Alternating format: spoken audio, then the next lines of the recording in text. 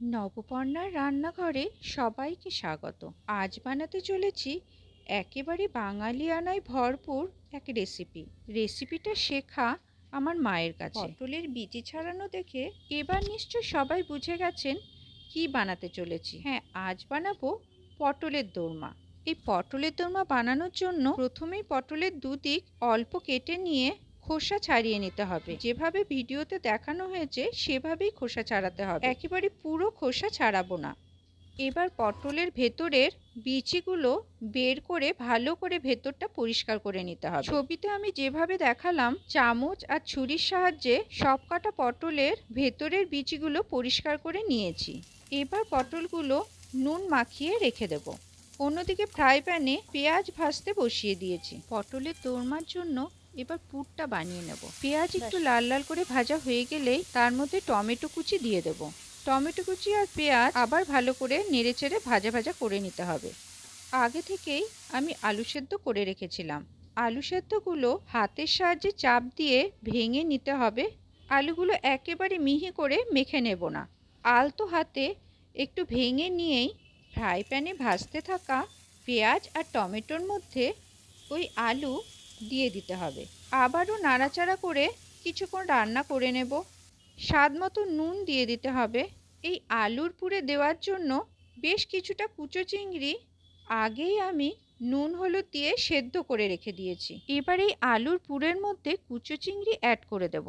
আবারও ভালো করে নাড়াচাড়া করে সব কিছু একসাথে ভালো করে মিশিয়ে নেব। পটলের দোরমার জন্য পুর এখন একেবারে রেডি হয়ে গেছে। ফ্রাই প্যান থেকে পুর নামিয়ে নিয়ে ফ্রাই প্যানে আবারও কিছুটা সর্ষের তেল গরম করে নিয়ে ওই আগে থেকে নুন মাখিয়ে রাখা পটলগুলো ভাজার জন্য দিয়ে দেব। সব কটা পটল একসাথে ফ্রাই প্যানে একদিকটা লাল করে ভাজা হয়ে গেলে উল্টে দিতে হবে অন্য পিঠ লাল করে ভাজার জন্য। এখানে একটা কথা বলে রাখা উচিত, আগে আমি পটলের দোরমা বানানোর সময় পটল ভাজার আগেই পটলের মধ্যে পুর ভরে নিয়ে তারপর পুর ভরা পটলগুলো ভাজতাম, কিন্তু সেক্ষেত্রে দেখতাম পুরগুলো পটল থেকে বেরিয়ে আসছে। আটা দিয়ে পটলের মুখ বন্ধ করলে ভাজার সময় দেখতাম আটাও বেরিয়ে গিয়ে পটলের মুখ খুলে যাচ্ছে আর পুর আবারও বেরিয়ে আসছে। তাই এখন পটলগুলো হালকাভাবে ভেজে নিয়ে তারপর ভাজা পটলে আমি পুর ভরে নিই। এতে পটলের পুরগুলো কিন্তু একেবারেই বেরিয়ে আসে না। আর যেহেতু পুরটা আগে থেকেই ভাজা থাকে তাই টেস্টটাও একই রকম হয়। সবকটা ভাজা পটলে চিংড়ি মাছ আর আলুর পুরটা ভরে নিতে হবে। আমি হাত দিয়ে আঙুলের সাহায্যেই পটলের মধ্যে পুরটা ভরে নিতে পারি ভালোভাবে। আপনাদের যেটা সুবিধা হয় বা যেভাবে সুবিধা হয় চামচের সাহায্যেও পটলের মধ্যে পুরটা ভরে নিতে পারেন।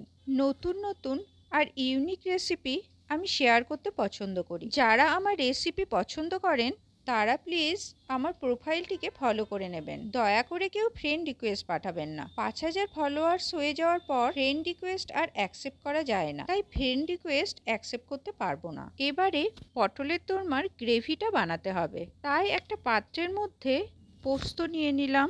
পোস্ত আমি আগে থেকে গুঁড়ো করে রেখে দিয়েছিলাম। টক দই দিয়ে দেব, হলুদ গুঁড়ো দেব, আর দিতে হবে জিরে ধনে গুঁড়ো। অল্প জল মিশিয়ে নিয়ে সব কিছু একসাথে ভালো করে মিশিয়ে নিতে হবে। পেঁয়াজ আর টমেটো ছোট টুকরো করে কেটে রেখেছি। ফ্রাই প্যানে পেঁয়াজ কুচি লাল করে ভেজে নেব। এবার পেঁয়াজ লাল করে ভাজা হয়ে গেলে তার মধ্যে টমেটো কুচিগুলো দিয়ে দেব। দুটোই একসাথে ভালো করে মিশিয়ে নিয়ে একটু ভাজা ভাজা হলেই ওই বানিয়ে রাখা গ্রেভিটা দিয়ে দিতে হবে। এবার আবারও সব কিছু একসাথে নাড়াচাড়া করে ভালো করে মিশিয়ে নিয়ে মিশ্রণটা কিছুক্ষণ রান্না হতে দেব। একটু ভাজা ভাজা হলেই আদা রসুন বাটা দিয়ে দিতে হবে। এর মধ্যে সব কিছু একসাথে নাড়াচাড়া করে আবারও কিছুক্ষণ রান্না করতে হবে। দুটো কাঁচা লঙ্কা এর মধ্যে অ্যাড করে দেব। গ্রেভিটা কষে গিয়ে শুকিয়ে এলে আর তেল ছাড়লে স্বাদ মতো অল্প নুন দিয়ে দিতে হবে, পরিমাণ মতো জল দিয়ে দেব। এবার গ্রেভিটা গ্যাসের আঁচ প্রথমে বাড়িয়ে তারপর কম আঁচে রেখে কিছুক্ষণ ফুটিয়ে নিতে হবে।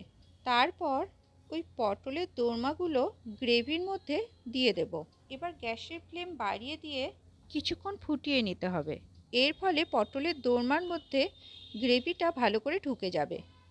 এবার উপর থেকে অল্প গরম মশলা ছড়িয়ে দিয়ে নামিয়ে নিতে হবে। যারা আমার রেসিপিগুলো পছন্দ করেন আমার প্রোফাইলটা তারা সাবস্ক্রাইব করে নিতে পারেন।